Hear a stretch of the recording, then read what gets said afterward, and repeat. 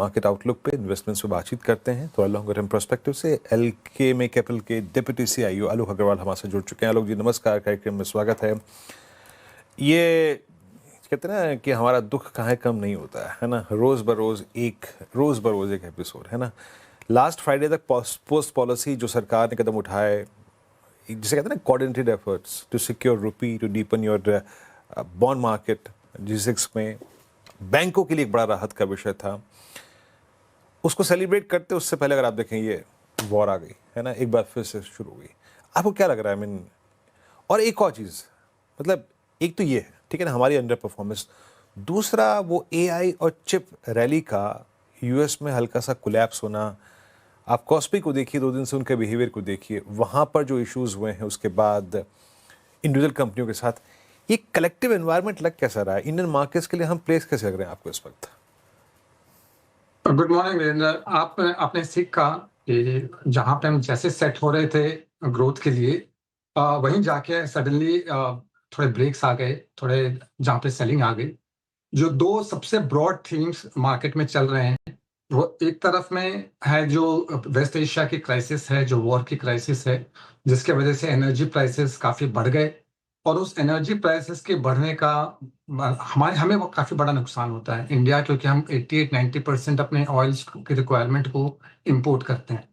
लेकिन जो ग्रोथ की इंजन रही है ग्लोबली, और जहां इन्वेस्टर्स का भी सबसे ज्यादा ध्यान रहा है, वो है एआई रिलेटेड ग्रोथ। और एआई इंजन जो है ग्रोथ के ग्लोबली जो रही है, उसमें जो हाइपर स्केलर्स हो, चाहे सेमीकंडक्टर्स हो, चाहे मेमोरी चिप्स हो, ये जो सेगमेंट्स हैं, ये सेगमेंट्स में इंडिया ज्यादा डोमिनेट नहीं करती। इसको डोमिनेट करने वाले कंट्रीज में ज्यादातर यूएस, ताइवान और कोरिया ही हैं।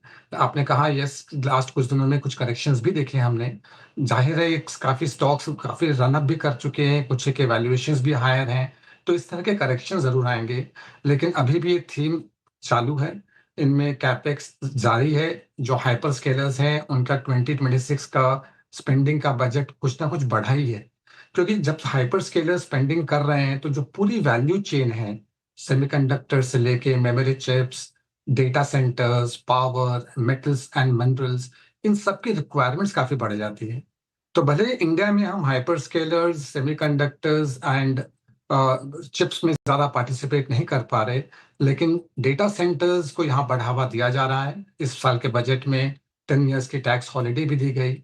यहाँ डेटा सेंटर्स बनेंगे। काफी हद तक जो पावर की वैल्यू चेन में जो सेगमेंट्स ऐसे आते हैं जहाँ पे प्राइसिंग पावर अच्छी है, डिमांड काफी स्ट्रांग है, जैसे कि transformers, HVDC lines, cables and wires और इलेक्ट्रिकल इक्विपमेंट भी, इन सेगमेंट्स में ग्रोथ काफी अच्छी है। साथ ही साथ मेटल्स एंड माइनिंग में हमने देखा, स्पेशली नॉन फेरस साइड, जो कि जिसकी डिमांड काफी हद तक एआई और ईवीज पे रहती हैं, वहां पे डिमांड काफी बढ़ रही है, जबकि सप्लाई बढ़ नहीं रही। तो सिलेक्टेड सेगमेंट्स हैं जो अच्छा कर रहे हैं। लेकिन ओवरऑल यस, इंडिया का कंट्रीब्यूशन एआई रिलेटेड मार्केट्स में थोड़ा कम होता है, जिसके वजह से फॉरेन इन्वेस्टर्स का इंटरेस्ट थोड़ा कम है। लेकिन ग्रोथ नंबर्स काफी अच्छे आ रहे हैं। इस क्वार्टर में भी हमने देखा निफ्टी 500 ने 16% की ग्रोथ दी है। तो ग्रोथ नंबर्स वापस आ रहे हैं। सरकार के कदम, स्टेप्स जो भी हैं, प्रोएक्टिवली मार्केट्स के लिए सपोर्टिव हैं। आलोक जी गुड मॉर्निंग। मैं उसी पर आ रही थी, एफआईज का इंटरेस्ट नहीं है भारत में, तो इंटरेस्ट वापस लाने के लिए सरकार ने तो रेड कार्पेट बिछाया एफआईज के लिए। जिस तरीके से पॉलिसी में हमने बड़े ऐलान देखे, गवर्नमेंट सिक्योरिटीज़ में टैक्स पर छूट मिली है एफआईज के निवेश में, और साथ ही रुपए को मजबूत करने के लिए भी सरकार कदम उठा रही है। इस सब का कितना बड़ा असर आप देख रहे हैं मार्केट पे? साथ ही ऐसे में आप बैंकिंग स्पेस पर क्या व्यू बन रहा है आपका? इन शेयर को अगर एक करके लें, सरकार ने जो कदम उठाए एफसीआईआर डिपॉजिट्स वगैरह के लिए, उसके लिए यस, एनआरआईज के लिए डेट मार्केट्स थोड़े और अट्रैक्टिव हो जाते हैं, तो वहां डेफिनेटली इन्फ्लोज आ सकते हैं। और सरकार ने टैक्स एटलीस्ट इक्विटी साइड पे तो कुछ कम नहीं किया, तो वो कम होने से और ज्यादा बेनिफिट होता। रुपी को स्ट्रॉन्ग करने के लिए भले सरकार कदम उठा रही है, लेकिन एनर्जी प्राइसेस अगर एलिवेटेड रहे और वेस्ट एशिया प्राइसेस एलिवेटेड रही, तो तब तक थोड़ा सा इम्पैक्ट सेंटिमेंट वाइज नेगेटिव जरूर रहता है, और बैलेंस ऑफ पेमेंट्स इस साल के नेगेटिव होने के चांसेस हायर हैं। तो उसको जरूर हमें नेविगेट करना पड़ेगा कि ये एनर्जी प्राइसेस ज्यादा जोर से ऊपर ना चले जाएं। ग्रोथ नंबर्स की वापस आना बहुत ज़रूरी है। जैसे कि हमने कहा कि निफ्टी 500 ने 16% की अर्निंग्स ग्रोथ दी, लेकिन आने वाले क्वार्टर्स में हायर एनर्जी प्राइसेस का क्या इम्पैक्ट होगा मार्जिन्स पे, जो कि ज़ाहिर है कुछ हद तक नेगेटिव ही होने वाला है। बट वो किस तरह से इम्पैक्ट करेंगे और हम अर्निंग्स ग्रोथ वही 12-13% के ऊपर ला पाएंगे कि नहीं, उस पे काफ़ी हद तक डिपेंड करेगा। आपने बैंकिंग सेक्टर के लिए कहा, बैंकिंग सेक्टर में सबसे पॉजिटिव चीज़ ये है कि क्रेडिट ग्रोथ 15-16% के ऊपर आने लगी है। वो काफ़ी बड़ा पॉजिटिव है। ओनली थिंग जो उसमें थोड़ा रिकवरी बाकी है वो है डिपॉजिट ग्रोथ 12% के आसपास अटकी हुई है। वो भी अगर 13-14% के ऊपर आने लगे तो वो नंबर काफी अट्रैक्टिव होगा। बैंकिंग शेयर सबसे ज्यादा एफआईज होल्ड करते हैं और एफआईज के लास्ट 2 साल से हमने लगातार सेलिंग देखी है। तो हमारा मानना है दैट ग्रोथ नंबर्स इंप्रूव होते होते और इन 2 साल में काफी हद तक सेलिंग के बाद रिस्क रिवॉर्ड काफी बैंकों में बेटर बन रहा है। उसमें हमारे पेकिंग ऑर्डर में small private banks, PSU banks better placed हैं, लेकिन इस वक्त में सिलेक्टेड लार्ज प्राइवेट बैंक्स भी रिस्क रिवॉर्ड में अट्रैक्टिव बनते जा रहे हैं। अच्छा, ये आलोक जी, पूरी मेटल्स, पूरे प्रीशियस मेटल्स एक ऐसे एनवायरनमेंट में जब यूएस फील्ड्स जो हैं वो ऑलमोस्ट 4.56 पे जा चुकी हैं, डॉलर स्ट्रांग हो रहा है, डॉलर इंडेक्स स्ट्रांग हो रहा है, ऐसे में आप मेटल्स, प्रीशियस मेटल्स पे क्या टिक देंगे? बहुत सारे लोगों ने जनवरी में अपना एक्सपोजर बहुत बढ़ाया था मेटल्स पे, प्रीशियस मेटल्स पे, तब से वो इन द मनी नहीं है। आपका टेक क्या है उस पर? ये प्रेशियस मेटल्स और मेटल्स दोनों ही स्पेस काफी अट्रैक्टिव हैं। अगर मैं आपको 3 पार्ट में डिवाइड करूं, प्रेशियस मेटल्स, नॉन फेरस और फेरस। सो प्रेशियस मेटल्स एक मॉनेटरी एसेट के रूप में उनकी डिमांड अच्छी रहने के चांसेस काफी हाई हैं। हम एक बहुत ही हाईली लिवर्ड वर्ल्ड में रहते हैं। पूरे ग्लोबली अगर देखें तो डेट टू जीडीपी करीब करीब 300% पे आ चुकी है। एंड यूएस की भी डेट टू जीडीपी काफी हद तक 125% के ऊपर होने की वजह से काफी ऐसे लेवल्स पे आ चुकी है जहां पे डॉलर की स्ट्रेंथ कंटिन्यू रहना थोड़ा डिफिकल्ट है। जाहिर है जब कोई क्राइसिस होती है, जैसे कि वेस्ट एशिया में हुई, एनर्जी प्राइसेस ऊपर जाएं, तो उस वक्त कंट्रीज को डॉलर की ज्यादा रिक्वायरमेंट होती है अपने हायर एनर्जी प्राइसेस को इमीडिएटली परचेज करने के लिए।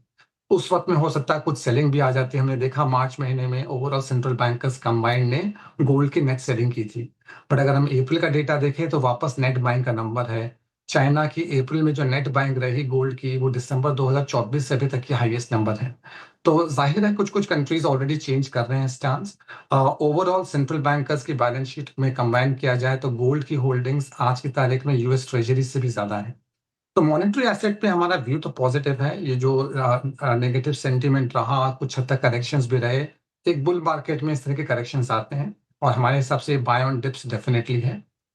विद इन जो मेटल स्पेस आता है उसके अंदर जो नॉन फेरस पार्ट है, जिसमें कॉपर, एल्यूमिनियम, जिंक जैसे आते हैं, वो सेगमेंट्स का डिमांड काफी हद तक एआई, इलेक्ट्रिफिकेशन और ईवी से जुड़ा हुआ है। एंड वहाँ डिमांड काफी स्ट्रांग है, जबकि सप्लाई रैंप अप नहीं हो पा रही, जिसके वजह से वो सेगमेंट में एक स्ट्रक्चरल ग्रोथ होने की संभावना काफी है। और जो फेरस मेटल्स हैं, आयरन एंड स्टील, वो उनका फेट काफी हद तक डिपेंड करता है चाइना की कंस्ट्रक्शन एक्टिविटी पे। तो हाल एज ऑफ नाउ थोड़ी कंस्ट्रक्शन एक्टिविटी बिल्ड की हुई है चाइना ने, जिसके वजह से फेरस मेटल्स का डिमांड थोड़ी बेटर है। बट वो सिर्फ एक टैक्टिकल प्ले है।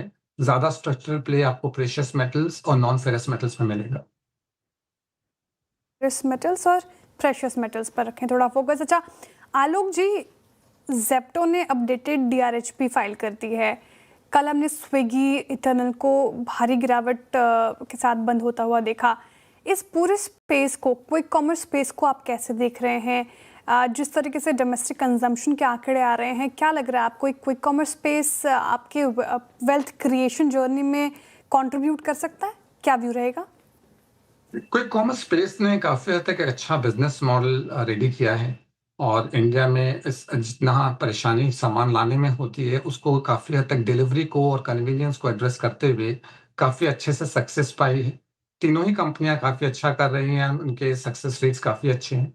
हालांकि वैल्यूएशंस पे एक अलग बात है कि बिकॉज इनके पास सक्सेस फैक्टर है, राइट टू विन है, तो वैल्यूएशंस थोड़े ज्यादा रहते हैं। किस हद तक ये एआई रिलेटेड डिस्ट्रप्शन से दूर रह पाएंगे, जिसके चांसेस काफी हाई लगते हैं हमें, बिकॉज ये सिर्फ एक ऐप नहीं है, इसके अंदर काफी हद तक पीछे के लॉजिस्टिक्स को हैंडल करना पड़ता है। तो हमारा व्यू इन तीनों कंपनियों पे पॉजिटिव है। एंड हमारा मानना है दैट क्विक कॉमर्स आने वाले समय में मार्केट कैप और गेन कर सकते हैं। इस पूरे वैल्यू चेन में पहले सिर्फ एफएमसीजी ब्रांड्स वगैरह जो होते थे वही सबसे ज्यादा पूरे वैल्यू चेन का प्रॉफिट पूल का शेयर ले जाते थे। लेकिन आज के तारीख में बार्गेनिंग पावर इन जो शेल्फ और जो वेयर हाउसेज इनके कोई कॉमर्स वालों की होती है, इनकी बार्गेनिंग पावर काफी हद तक बढ़ गई है। तो इस प्रॉफिट पूल का एक ज्यादा हिस्सा कोई कॉमर्स वाले ले जाने वाले हैं, जिसकी वजह से हमारा व्यू पॉजिटिव है इस पूरे सेगमेंट पे। चलिए आलोक जी, बहुत बहुत शुक्रिया, आप इस कार्यक्रम में शामिल हुए, आप और सभी सेक्टर्स पर अपनी राय रखी, आपने बहुत बहुत शुक्रिया and have a nice day as well. चलिए अब सहज